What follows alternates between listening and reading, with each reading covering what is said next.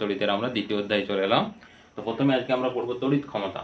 না আমরা জানি কি ক্ষমতা সমান কি জানি না, ক্ষমতা সমান আমরা জানি কার্য বাই সময়। তাহলে পাওয়ার ক্ষমতা পি সমান হচ্ছে ডাব্লিউ বাই টি। এরপরে কার্যটাকে আমরা তড়িৎ কার্যে রূপান্তরিত করে দিই। না কার্য তড়িৎ কার্য সমান কি জানি, তড়িৎ কার্য ডাব্লিউ সমান হচ্ছে কিউ ইন্টু ভি। কিউ কে কি বলা হয় আধান, আর ভি কে কি বলা হয় বিভব প্রভেদ, বিভব বা বিভব প্রভেদ। এরপর কিউ সমান আবার আমরা জানি আই ইন্টু টি, প্রবাহ মাত্রা ইন্টু সময়। তাহলে ডাব্লিউ সমান আসছে কিউর জায়গাতে আই টি ইন্টু ভি বা আই ভি টি। এটা আমরা পেয়ে গেলাম তড়িৎ কার্য। অতএব তড়িৎ ক্ষমতা কত হবে, তড়িৎ ক্ষমতা পি সমান আসছে I V T by T. এই সমীকরণে বস করে দিলাম, অর্থাৎ এখানে টি টি কেটে গেল, আই ভি পড়ে থাকছে পি সমান আই ভি। এখন দেখো ওহমের যে সূত্র আছে সেই সূত্র থেকে যদি আমরা ভি কে রিপ্লেস করি তাহলে পি সমান কি পাবো আই আর, মানে আই স্কোয়ার আর হয়ে গেল। আবার ওহমের সূত্র থেকে যদি আই কে রিপ্লেস করি তাহলে কি পাবো P equal to V square by R. তাহলে তড়িৎ ক্ষমতার এই তিনটে সূত্র কখন কোনটা প্রয়োজন হবে না, যদি তোমাকে প্রবাহ মাত্রা এবং বিভব প্রভেদ দেওয়া থাকে তখন এই ফর্মুলা ব্যবহার করতে হবে। যদি বিভব প্রভেদ এবং রোধ দেওয়া থাকে তখন তোমাকে এই ফর্মুলা ব্যবহার করতে হবে, বা ক্ষমতা ইন্টু বিভব প্রভেদ দেওয়া থাকলে এই ফর্মুলা ব্যবহার করতে হবে। এরপরে তড়িৎ ক্ষমতাতে আমরা চলে আসি তড়িৎ ক্ষমতায়, যে তড়িৎ ক্ষমতার একক বা তড়িৎ শক্তির একক কি, বা তড়িৎ শক্তিকে আমরা কোথায় ব্যবহার করি, এইগুলোতে আমরা চলে আসি। তড়িৎ ক্ষমতা পেলাম, এরপর চলে যাচ্ছি তড়িৎ শক্তি। তড়িৎ শক্তি, দেখো তড়িৎ শক্তি ক্ষমতা আর শক্তির মধ্যে সম্পর্ক কি, পি সমান হচ্ছে ডাব্লিউ বাই টি। এইটা হচ্ছে আমাদের শক্তি। তাহলে ডাব্লিউ সমান কত আসছে পি ইন্টু টি, ডাব্লিউ সমান পি ইন্টু টি। তাহলে তড়িৎ শক্তি সমান কত আসছে পি ইন্টু টি, ক্ষমতা ইন্টু সময়। এরপর যদি আমরা ক্ষমতাকে বসাই, ক্ষমতার একক কি হয় ওয়াট। তাহলে ওয়াট বসালে হবে তড়িৎ শক্তি সমান আসছে ওয়াট ইন্টু টি কে ধরো সেকেন্ড বসালাম, এটা সেকেন্ড, এটা হচ্ছে তড়িৎ শক্তি সমান করে তড়িৎ শক্তি। তাহলে তড়িৎ শক্তি সমান আমরা কি পাচ্ছি, তড়িৎ শক্তি সমান পাচ্ছি ওয়াট ইন্টু সেকেন্ড। তড়িৎ শক্তি সমান হচ্ছে ওয়াট ইন্টু সেকেন্ড, মনে থাকবে ওয়াট সেকেন্ড। তাহলে তোমাদের এখানে প্রশ্ন পড়বে ওয়াট সেকেন্ড কার একক, না ওয়াট সেকেন্ড হচ্ছে তড়িৎ শক্তির একক। এরপর আমরা যেটা ব্যবহার করি, বা আমাদের যে যারা আমাদেরকে ইলেকট্রিক দেয় বা ইলেকট্রিক যারা ডিস্ট্রিবিউটার আছে, বা ইলেকট্রিক বোঝার জন্য যে তুমি কতটা বিদ্যুৎ খরচ করেছো তাদেরকে হিসাব রাখতে হবে তাদের। তো তারা যে এককটা ব্যবহার করে সেটা হচ্ছে BOT, board of trade unit. তো বিওটি সমান ওরা বলছে যে 1 BOT board of trade unit সমান হচ্ছে কিলো ওয়াট ইন্টু ঘন্টা, কিলোওয়াট ইন্টু ঘন্টা, কিলোওয়াট ইন্টু ঘন্টা, এটা হচ্ছে বিওটির একক। তো এটাকে আমরা যদি এরপর চলে আসি যে এটা সমান কত জুলে হবে, জুলে যদি কনভার্ট করতে বলে, অর্থাৎ আমরা যদি লিখি এখানে যে তুমি কত জুল শক্তি খরচ করেছো, তাহলে এখানে ধরো আমি লিখছি কিলো ওয়াট ইন্টু ঘন্টা। এটাকে আমরা কিসে কনভার্ট করব, জুলে কনভার্ট করব।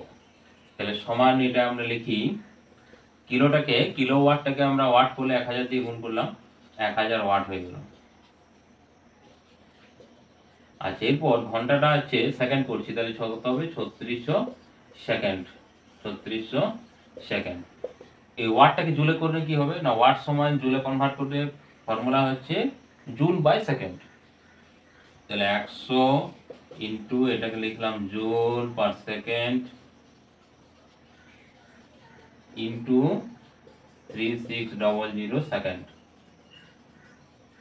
এই দেখো সেকেন্ড সেকেন্ড কেটে জুল পড়ে থাকলো, তাহলে কত আসছে 36, এখানে দুটো এখানে তিনটা, তাহলে 10 to the power 5 second, 10 to the power কত আসছে 5 সেকেন্ড। বা এরকম ভাবে আমরা লিখতে পারি 3.6 ইন্টু 10⁶, এই সেকেন্ড নয়, এটা জুলে আসবে, জুল, এটা আসছে জুল, জুলে কনভার্ট করে দেবে।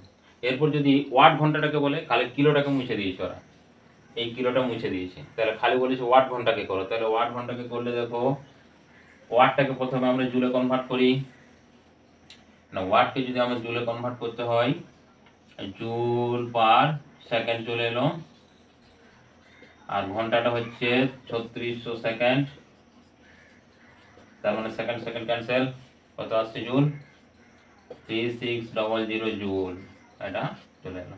তার মানে যেমনই করুক তড়িৎ শক্তি থেকে আমরা কিন্তু জুলে, অর্থাৎ কার্যতে কিন্তু এখানে চলে আসতে আমরা পারবো জুলে। এরপরে এই বোর্ড অফ ট্রেড ইউনিট থেকে এখানে তোমার একটা অঙ্ক পড়বেই, অর্থাৎ যেটা আমরা লিখেছি দেখো, কিলো ওয়াট পার ঘন্টা। তো আমাদের যে বৈদ্যুতিক যন্ত্রপাতিগুলো থাকে সেগুলো সবগুলোরই গায়ে লেখা থাকে ওয়াট, কিলোটা লেখা থাকে না।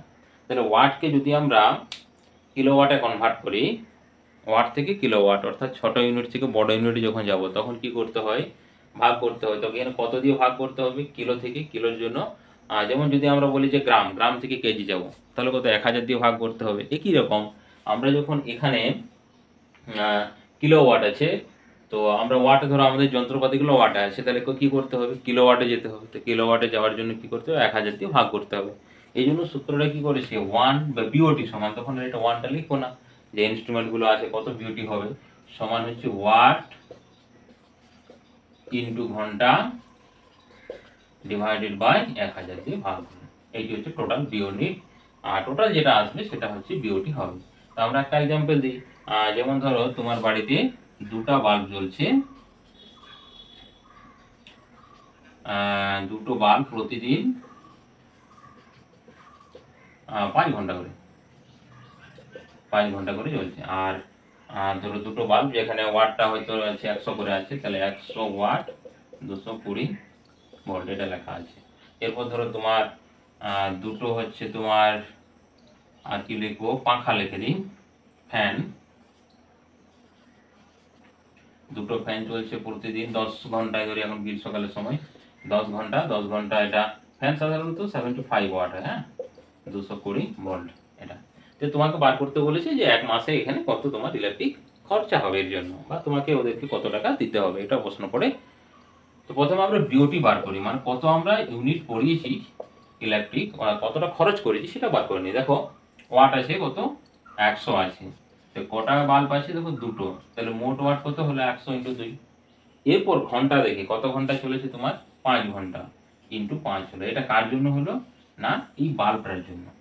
এরপর 2 নম্বরে চলে আসো ফ্যান, প্লাস দিতে হবে, এরপর প্লাস ফ্যান হচ্ছে যে 75 বলেছি তোমাকে, 75 ইন্টু 2, দুটো হলো, ইন্টু ঘন্টা, ঘন্টা করার জন্য কত, এটা 10 করেছে, 10 ঘন্টা হয়ে গেল।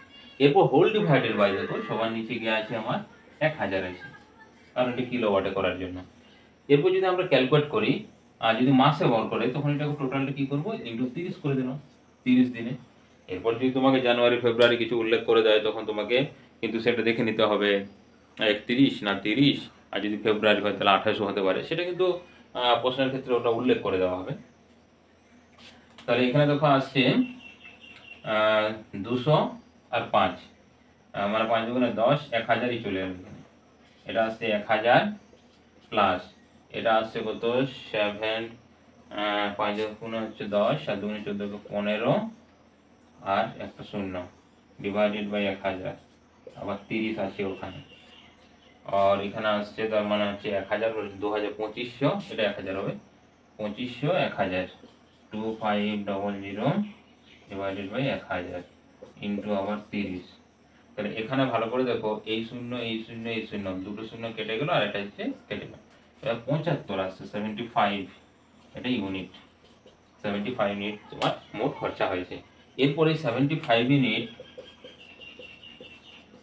ধরো প্রতি ইউনিটের দাম, এখন যে দাম আছে ধরো এখন 7 টাকা করে দাম, তাহলে এর সঙ্গে আবার 7 মাল্টিপ্লিকেশন করে দাও, 7 মাল্টিপ্লিকেশন করে দিলে, গুণ করে দিলে যে টাকা আমরা পাবো সেটা হবে তোর মোট খরচা, অর্থাৎ এক মাসে মোট খরচা। এরকম ভাবে আমরা প্রতি মাসে আমাদের বাড়িতে কত ইলেকট্রিক খরচা হচ্ছে সেই খরচাটা আমরা বার করতে পারি। এই ক্যালকুলেশনটা ওরা ওখানে কম্পিউটারাইজ করে, মানে সফটওয়্যারে ক্যালকুলেশন করে। তোমার ইউনিটটা জাস্ট ওরা লিখে দেবে যে 200 ইউনিট পুড়িয়েছো বা 300 ইউনিট পুড়িয়েছো, এ পরপর করে দেবে। যেটা আমাদের ওই যে মিটার বক্স, সেই মিটার বক্সে সবগুলো টোটাল করে একসঙ্গে ইউনিট করে ওখান থেকে ইলেকট্রিক বিল আসে। এরপর আমরা চলে যাই ফিউজ তারে। ফিউজ তারটা কি না, একটা শঙ্কর ধাতু নিশ্চয়ই তোমরা পড়েছো, না পড়লেও পড়বে, পরের দিকে আছে তোমাদের শঙ্কর ধাতু। না, শঙ্কর ধাতু হচ্ছে ধাতুগুলোকে মিশ্রিত করা হয় একটা নির্দিষ্ট অনুপাতে। তো এখানে আমাদের ফিউজ তারটা হচ্ছে 25% টিন মেশানো হয়, আর 75% অর্থাৎ বাকিটা মেশানো হয় সীসা, লেড। এই দুটো সংমিশ্রণ থেকে আমাদের ফিউজ তার তৈরি করা হয়। এরপর ফিউজ তার একটা নির্দিষ্ট রেটিং থাকে, অর্থাৎ কত এম্পিয়ার সে বিদ্যুৎ নেবে। যখন আমরা কোনো বড় জায়গাতে ইউজ করছি, অর্থাৎ মেইন সুইচের কাছে, তখন আমাকে বেশি এম্পিয়ারের ফিউজ দিতে হবে, অর্থাৎ তখন তারটা একটু মোটা হয়ে যায় তোমার। আবার যখন আমরা বোর্ডে ফিউজ ইউজ করবো, তখন তারটা শুরু হয়ে যায়, কারণ বোর্ড থেকে জাস্ট কতগুলো লাইট বা ফ্যান জ্বলে, এই জন্য তার ক্ষেত্রে প্রবাহ মাত্রা কম দরকার বা কম প্রবাহিত হয় এটা। এর ব্যবহার কি কেন করা হয় না, ব্যবহার হচ্ছে সার্কিট ব্রেকার। এখন অনেক সার্কিট ব্রেকারও বেরিয়ে গেছে, যেটা নাম শুনবে তোমরা, এমসিবি, মিনিয়েচার সার্কিট ব্রেকার। তো এটা যেমন অটোমেটিক কাজ করে, আর বা এমসিবি আর এটার মধ্যে ডিফারেন্স হচ্ছে, এটা একবার পুরো যদি নষ্ট হয়ে যায় পুরো চলে গেল, আর এমসিবির ক্ষেত্রে রিপ্লেসেবল, মানে তোমার সার্কিট ব্রেক হয়ে গেছে, আবার সুইচটা তুলে তুমি আবার ব্যবহার করতে পারবে। আর এটার ক্ষেত্রে কিন্তু নয়, একবার যদি পুড়ে যায় এটা সাধারণত কি হয়, গলে যায়, কারণ এর যে টেম্পারেচার বা আমরা বলবো যে গলনাঙ্ক, সেই গলনাঙ্কটা কম থাকে। গলনাঙ্ক কম থাকার জন্য ওটা পুড়ে যায়, আর এটা গলনাঙ্ক কম থেকে রোধাঙ্কটা বেশি থাকবে। দুটো জায়গায় ব্যবহার করা হয়, একটা চীনামাটির বাক্সে যেটা মেন সুইচের কাছে থাকে, আর যেটা বোর্ডে থাকে সেটা প্লাস্টিকের যে ছোট ফিউজগুলো থাকে সেখানে আমরা ব্যবহার করি। আর যদি ইলেকট্রিক বাল্ব বলা হয়, ইলেকট্রিক বাল্ব কি তার দিয়ে তৈরি করে, এটা তোমাদের প্রশ্ন পড়ে। টাংস্টান তার দিয়ে তৈরি হয়। আর যেমন নাইক্রোম তার হচ্ছে হিটার, ইলেকট্রিক যে হিটার বা ইলেকট্রিক তোমার যেগুলোতে আমরা আয়রন করি, ইলেকট্রিক ইস্ত্রি, এগুলোতে আমরা ব্যবহার করি নাইক্রোম তার, ইলেকট্রিক হিটার এগুলোতে ব্যবহার করা হয়। এরপর আমরা চলে আসবো যে যন্ত্রগুলো আমরা সাধারণত ব্যবহার করি তড়িতের, দু টাইপের হয়, একটা হচ্ছে ইলেকট্রিক্যাল আর একটা হচ্ছে ইলেকট্রনিক্স। ইলেকট্রনিক্স কোনগুলো না, যেগুলো সেমিকন্ডাক্টর দিয়ে তৈরি হয় সেগুলোকে বলবো আমরা ইলেকট্রনিক্স। যেমন তোমার মোবাইল ফোন, তোমার টিভি বা যে ল্যাপটপ, তোমার এলইডি লাইট, সিএফএল বাল্ব, এগুলো সবগুলো সেমিকন্ডাক্টর থাকে, সেমিকন্ডাক্টর দিয়ে ব্যবহার করা বা তৈরি করা হয়, এই জন্য এদের নাম হচ্ছে ইলেকট্রনিক্স। আর ইলেকট্রিক কোনগুলো, এই ফ্যান চলছে তোমার, বা তোমার ধরো মোটর চলছে, এইগুলো বা ফ্রিজ, এগুলো সব হচ্ছে ইলেকট্রিক্যাল। এগুলোকে সেমিকন্ডাক্টর ইউজ করা হয় না, কিছু সিগন্যালের জন্য পারফেক্টলি ইউজ করা হয়। এদের মধ্যে আমরা এখানে কতগুলো আমাদের ফুল ফর্ম পড়ে, সেই ফুল ফর্মগুলো যেমন সিএফএল বা তোমার হচ্ছে এলইডি। সিএফএল এটা হচ্ছে কম্প্যাক্ট ফ্লুরোসেন্ট, FLUORECENT ল্যাম্প। আর যদি এলইডি বলি, এলইডি তাহলে হচ্ছে লাইট এমিটিং ডায়োড, এটা লাইট এমিটিং ডায়োড। তো ফ্লুরোসেন্ট ল্যাম্প এটা কিভাবে কাজ করে না, একটা টিউব থাকে, সেটা পেঁচানো অবস্থায় থাকে, বা অনেক ক্ষেত্রে এরকম হিসাবও থাকে, লম্বা হিসাবও থাকে। তো স্পেস যাতে বেশি না নেয় ওই জন্য ওরা পেঁচানো হিসাবে বেশি ক্ষেত্রে ব্যবহার করে। তো এদিকে দুটো এরকম ফিলামেন্ট লাগানো থাকে, এদিকে একটা ফিলামেন্ট, এদিকে একটা ফিলামেন্ট। এরপরে ফিলামেন্ট দিয়ে ইলেকট্রনের স্রোত পাঠানো হয়, যেটা ক্যাথোড রে বলা হয়। এই ইলেকট্রনের স্রোত পাঠালে এর ভিতরে মার্কারি ভেপার লাগানো থাকে, ভেপার ঢোকানো থাকে, পারদ বাষ্প। সেই পারদ বাষ্পের ইলেকট্রনগুলো, অর্থাৎ যে বহিস্থ কক্ষের ইলেকট্রন, নিম্ন শক্তি স্তর থেকে উচ্চ শক্তি স্তরে স্থানান্তরিত হয়। এর পরবর্তীতে যখন উচ্চ থেকে আবার নিম্নতে ফিরে আসে, তখন তারা এনার্জি রেডিয়েট করে, সেই এনার্জিটা অবশ্যই ইউভি ফরম্যাটে, আল্ট্রাভায়োলেট রে। তারপর এখানে যে আমাদের প্রতিবহ বস্তু লাগানো থাকে বা যে ফ্লোরোসেন্ট দেওয়া থাকে, একটা প্রলেপ দেওয়া থাকে, সেখানে এসে যখন ইনসিডেন্ট হয়, সেখান থেকে আমাদের ভিজিবল লাইট বা যেগুলো আমরা দেখতে পাচ্ছি এরকম ধরনের লাইট বের হয়, দৃশ্যমান আলো বলা হয়, দৃশ্যমান আলো নির্গত হয়। আর এলইডির প্রপার্টিটা একটু আলাদা, এটা হচ্ছে পুরো ডায়োড ব্যবহার করা হয়, এবং এই ডায়োডগুলো হচ্ছে অবশ্যই গ্যালিয়াম এস মানে হচ্ছে আর্সেনাইড, জিএপি গ্যালিয়াম ফসফাইড, এই ধরনের সেমিকন্ডাক্টর দিয়ে ডায়োড বানানো হয়। তাদেরকে একটা পার্টিকুলার বিভব প্রভেদ দেওয়া হয়, বিভব প্রভেদ দিলে ওদের যে জাংশন সেমিকন্ডাক্টরের মিডিল একটা স্তর থাকে, সেখান থেকে লাইট এমিটেড হয়।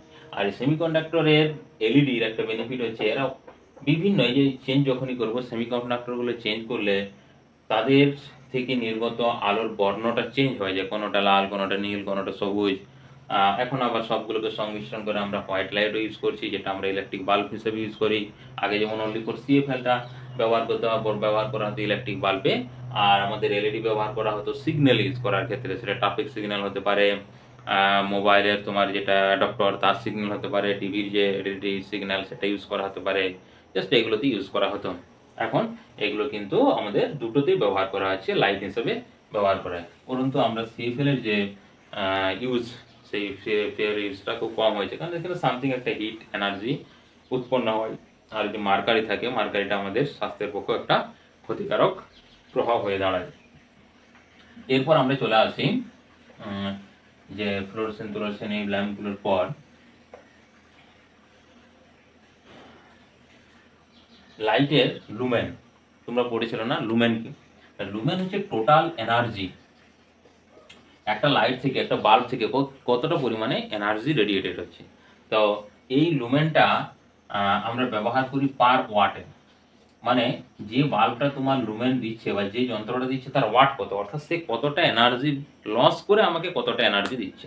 এটা দেখো যে লুমেন এক যদি হয় ওয়াট, তাহলে কত লুমেন দিচ্ছে, এই হিসাবে একটা রেটিং করা হয় যে কত ওয়াট দিলে সে কত লাইট এনার্জি এমিটেড করছে। তো আমরা যদি তিনটে বাল্বের গল্প বলি, একটা যেটা ফিলামেন্ট বাল্ব, সেটা হচ্ছে 17 থেকে 20 পার ওয়াটে বলছি। আর যে সিএফএল হয় তার ক্ষেত্রে তোমার 50 থেকে 70, আর এলইডির ক্ষেত্রে 55 থেকে 75, এটা রেঞ্জটা হয়। তো এই রেঞ্জগুলো থেকে আমরা বুঝতে পারছি, দেখো যে এমনি যে ফিলামেন্ট বাল্ব 1 ওয়াট খরচ করে এত লুমেন দিবে এনার্জি, লাইট এনার্জি, এ কি করবে প্রায় 50 থেকে 70, এলইডি হচ্ছে 55 থেকে 75, অর্থাৎ এলইডি সবচেয়ে বেশি। বা যদি মিডিল ধরি 60, তাহলে দেখো এর প্রায় 3 গুণ। এই জন্য বলে না লেখা থেকে বাল্বগুলো 80% এনার্জি সেভিং, 70% এনার্জি সেভিং। আর এগুলো কি করে হিট এনার্জিতে কিছু কনভার্ট করে দেয়। এটা কিন্তু হিট অতটা হয় না, সিএফএল যদিও একটু হয়, এলইডি খুব কম পরিমাণে হিট হয়। বা এলইডি যদি আমরা প্রপার বায়াসিং করি, অর্থাৎ এলইডি যে প্রথমে বললাম যে নির্দিষ্ট যদি আমরা একটা বিভব দিতে পারি, যতটা বিভব ওর প্রয়োজন, মানে 6 ভোল্টের এলইডি 6 ভোল্টে যদি আমরা অ্যাপ্লাই করি, বা তার ফ্রিকোয়েন্সি যেটা রেঞ্জ আছে, মানে এটা ডিসি কারেন্টে চলে, তো সেই ফ্রিকোয়েন্সিটা যদি আমরা ঠিকঠাক লিমিটেড করতে পারি, তাহলে হিটের পরিমাণটাও কিন্তু এখানে কমে আসে। এরপর আমরা চলে যাই তড়িৎ চুম্বকত্ব। তড়িৎ চুম্বকত্ব, এমনি আমরা চুম্বক পড়েছি। চুম্বকের দুটো মেরু থাকে, এন মেরু আর এস মেরু। এন মেরু থেকে এস মেরুর দিকে বলরেখাগুলো নির্গত হয়। তো তড়িৎ চুম্বকত্ব কি, বা এখানে বলরেখাগুলো কি সৃষ্টি হয়, এগুলো আমরা পড়বো। তো ওরস্টেড বিজ্ঞানী একটা যা সিম্পল এক্সপ্লেনেশন করেছিল, এরকম একটা তার নিয়েছিল, এর মধ্যে বিদ্যুৎ পাঠাচ্ছে, আর উনি নিচটাতে একটা চুম্বক শলাকা রেখেছিলেন। চুম্বক শলাকাটার ওর বিক্ষেপ হচ্ছে, এন আর এস যদি হয়, যখন কারেন্ট পাঠাচ্ছে তখন দেখছি বিক্ষেপ হচ্ছে। ওখান থেকে উনি এটা আবিষ্কার করেছিলেন যে যেহেতু বিক্ষেপ হচ্ছে, অর্থাৎ কারেন্ট পাঠালে নিশ্চয়ই এখানে কোনো কারণে চুম্বক হচ্ছে, কারণ চুম্বককে একমাত্র চুম্বক দ্বারা বিক্ষেপ করতে পারে। নচেত যদি আমরা হাওয়া বলি যে বাতাস দিচ্ছে এই জন্য বিক্ষেপ হচ্ছে, কিন্তু বাতাস না দিলে দেখা যাচ্ছে ডিফ্লেক্টেড হচ্ছে, সরে যাচ্ছে, তাহলে উনি এখান থেকে কিন্তু আবিষ্কার করেছিলেন। তো কি হবে, কোন দিকে হবে, এই জন্য এম্পিয়ার আমাদের একটা খুব সাধারণ সূত্র দিয়ে বুঝিয়ে দিয়েছেন। এর এম্পিয়ারে বলা হয় সন্তরণ নিয়ম। তো সন্তরণ নিয়মটা কি না, যদি আমরা ধরে নিই আমি বোর্ডের উপর দিকেই ধরছি, কারণ এতে আমার বোঝানোর সুবিধা হবে। ধরো এটা এবার আমরা একটা তার যাচ্ছি, তার উপরে মানে জাস্ট এই জায়গাটাতে আমি এইভাবে দাঁড়িয়ে আছি, এইভাবে যদি দাঁড়িয়ে থাকি, আর ঠিক তারের ওই দিকে, মানে তারের একবারে ওই নিচের সাইডে যদি তোমার চুম্বক থাকে, চুম্বক শলাকা, চুম্বক মানে চুম্বক শলাকা, তাহলে ওর এন মেরুর বিক্ষেপটা তোমার বাম হাত দিকে থাকবে, অর্থাৎ এই ডিরেকশনে মুভমেন্ট হবে। হ্যাঁ, বা এখানে যদি আমরা এইভাবে তারটা আঁকি, ধরো এইভাবে নিচ্ছি আমরা অনুভূমিক, এখানে আমরা চুম্বক শলাকা রেখেছি। তো চুম্বক শলাকার এই এন মেরুটা সোজা করে ধরে দিলাম আমরা, এটাই ধরে নিচ্ছি, এটা হচ্ছে এন মেরু। তাহলে এন মেরুটা কোন দিকে যাবে, যেদিকে এরকম হয় যদি সই, তাহলে ওই ডিরেকশনে মুভ করছে, অর্থাৎ এই ডিরেকশনটা মুভ করে যাবে। বা সজ্জা একবার ভালোভাবে বুঝতে পারবে, ধরো তুমি বেডের উপরে পুরো শুয়ে দিয়েছো, এইভাবে পুরো শুয়েছো, অর্থাৎ মাথাটা বেডের দিকে করে শুয়েছো উবুড় হয়ে। এরপর তুমি কনসিডার করছো যে আমি তারের উপরে শুয়েছি, আর তোমার বেডের নিচে চুম্বক শলাকা আছে, তাহলে তোমার বাম হাতটা যেদিকে থাকবে ওর উত্তর মেরু ডিফ্লেকশনটা ওইদিকে হবে।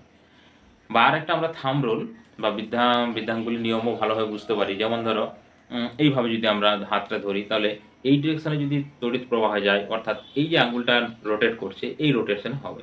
অর্থাৎ এখান থেকে দেখো ইজি এ কোন ডিরেকশনে হচ্ছে, দেখো এটা ক্ষেত্রে উপর দিকে যাচ্ছে, তাহলে এই রোটেশনে, অর্থাৎ আমরা যদি এইভাবে একটা গোল করি তাহলে এই ডিরেকশনে আসছে, দেখো চুম্বক ক্ষেত্র তৈরি হচ্ছে। এবং এই চুম্বকের সবসময় বলা রাখা হয় রাউন্ড ফেসে, মানে পুরো গোল হবে, এই জন্য এভাবে গোল দিকে চারদিকে।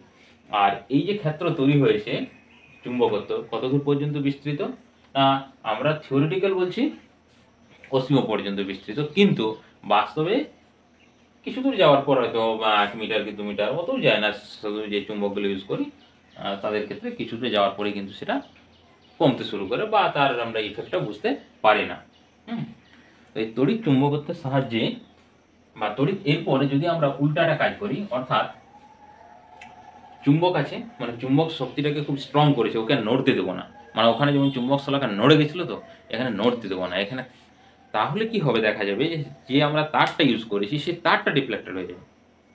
এটাকে বলা হচ্ছে যে তড়িৎ প্রবাহের ফলে চুম্বক ক্ষেত্রে তড়িৎ প্রবাহের ফলে তারের বিক্ষেপ বা পরিবাহী বলবো, পরিবাহীর বিক্ষেপ। চুম্বক ক্ষেত্রে পরিবাহীর বিক্ষেপ, যদি আমরা প্রবাহ মাত্রা পাঠাই তবেই বিক্ষেপ হবে, নচেত হবে না। তো এইটার ক্ষেত্রে আমরা লেফট হ্যান্ড রুল বাম হস্ত নিয়ম ব্যবহার করতে পারি। এই যে এইভাবে ধরো এটা হচ্ছে আমাদের চুম্বক ক্ষেত্রের দিক, এদিকে চুম্বক ক্ষেত্র কাজ করেছে, অর্থাৎ এইদিকে আছে এন মেরু, এখানে আছে এস মেরু, এইদিকে প্রবাহ মাত্রা, তো ডিফ্লেকশন হবে এইদিকে বৃদ্ধাঙ্গুলির দিকে, ঠিক আছে, তর্জনী মধ্যমা বৃদ্ধাঙ্গুলি, এই বৃদ্ধাঙ্গুলির দিকে সবসময় ডিফ্লেক্টেড হবে।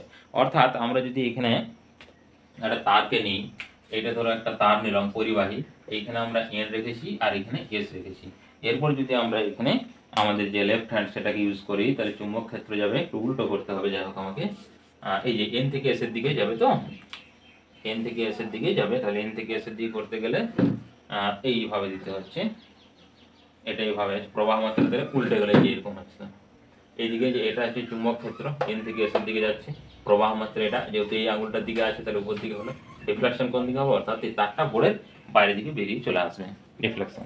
তো এখানে যখন আমরা মোটর তৈরি করি, মোটর তৈরি করলে কি করা হয়, চুম্বকটাকে খুব স্ট্রংভাবে রাখা হয় আর ওই পরিবাহীটাকে রোটেট করানো হয়। পরিবাহীটা রোটেট করলে ওই পরিবাহীটা রোটেট করে, অর্থাৎ সেটা রোটেট করে ধরুন এই পেনটাকে যদি আমরা তার দিয়ে বাঁধি, তো তারটা তো এর সঙ্গে পেঁচাতে শুরু করবে, এই জন্য কি স্লিপ রিং ব্যবহার করে, জাস্ট টাচ করে দেয়, জাস্ট টাচ করে দেখতে ঘুরলে দেখো এরকম হবে, যেটাকে কার্বন ব্রাশ দিয়ে ওটা টাচ করানো থাকে, যে স্লিপ রিং এই ফর্মুলাতে ইউজ করা হয় এখানে। যেমন তোমাদের বই একটা খুব ভালো এক্সাম্পল দিয়েছে বার্লো চক্র।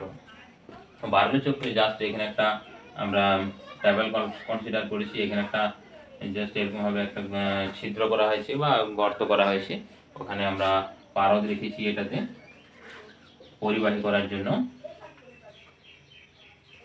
পারদ রেখেছি, আর এখানে এইটা একটা রিং ইউজ করা হয়েছে এরকমভাবে রিং, তো এই রিংটা এরকমভাবে খাঁজ খাঁজ করা হয়েছে, এরকমভাবে যাচ্ছে আবার এরকমভাবে, এইভাবে একটা রিং, মানে টিনের এটাকে কেটে জাস্ট আমার ছবিটা অত ভালো আসছে না, এরপর এইগুলো আমি মুছে দিলাম, এইভাবে রিংটা ইউজ করা হয়েছে, মানে কেটে কেটে খাঁজ খাঁজ করা হয়েছে, আর এইটার সাহায্যে হুইলটা ঘুরছে, এখানে যা হোক কোনো দণ্ডের সাহায্যে স্ট্যান্ড দিয়ে বাঁধা আছে, আর এখানে ব্যাটারিতে তড়িৎ প্রবাহ চালাচ্ছে, ধরো আমরা উপর থেকে নিচের দিকে, মানে এই দিকটা প্লাস দিয়েছি, আর এই পারদে জাস্ট এখানে এটাকে মাইনাস করে দেওয়া হয়েছে, এটা প্লাস, এই দিকটা মাইনাস করে দেওয়া হয়েছে।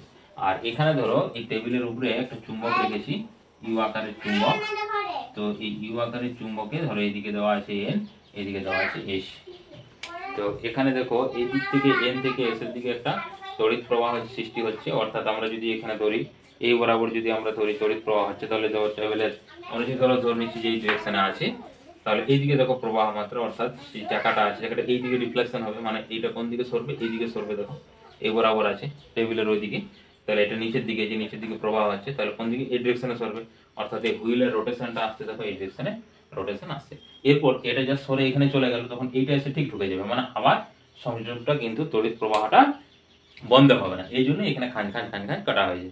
তাছাড়া যদি পুরো কনস্ট্যান্ট হয়, তাহলে কনস্ট্যান্ট হলে কিন্তু সেই মুভমেন্টটা ঠিকঠাক হবে না, এই জন্য এটাকে খান খান কাটা হয়েছে, জাস্ট এটা ঢুকে গেল, আবার ওটা আসবে, আবার তড়িৎ প্রবাহ চালু হবে, যে পরপর রোটেট পড়ে থাকবে। তো এখানে তোমাদের প্রশ্ন পড়ে যে তুমি যদি চুম্বকের মেরুটাকে চেঞ্জ করে দাও, তাহলে কি হবে, এই চুম্বকের মেরু চেঞ্জ করে দিলে দেখো আগে এরকম ছিল, তো আমি এখন এই দিকে করে দিলাম, তাহলে এই দেখো এটা কোন দিকে, এখন এই দিকে ছিল না, এই দিকে করে দিলে কোন দিকে আসছে, এদিকে, অর্থাৎ কি এর যে ডিফ্লেকশন, সেই ডিফ্লেকশনটা উল্টে যাবে, অর্থাৎ ঘূর্ণন উল্টে যাবে, আগে যদি বাম থেকে ডান দিকে থাকে এখন ডান থেকে বাম দিকে হয়ে যাবে। নাম্বার 2 হচ্ছে প্রবাহ মাত্রা, সেম প্রবাহ মাত্রা এটা এখন এই দিকে আছে, এটাকে যদি উপর দিকে করে দিই তাহলে এই দিকে ঘুরে গেল, অর্থাৎ প্রবাহ মাত্রা যদি পরিবর্তন করি তাহলে কিন্তু আমাদের ঘূর্ণনের দিক পরিবর্তন হবে। তো দুটো ক্ষেত্রেই, একটা হচ্ছে আমার মেরুর যদি দিক অর্থাৎ চুম্বক ক্ষেত্রে যে মেরু আছে তার দিক পরিবর্তন করলে আসবে, আর দুটোকে যদি উল্টে দিই তাহলে একই থাকবে, মানে যেদিকে ঘুরছিল সেদিকেই, কারণ একজনের জন্য যে ডিফ্লেকশন হবে উল্টা অপরের জন্য আর একটা ডিফ্লেকশন হবে, তার মানে ডিফ্লেকশনটা সেম থাকবে, ঘূর্ণনটা একই দিকে থাকবে। এখান থেকে শর্ট নোট তোমাদের কিছু পড়ে।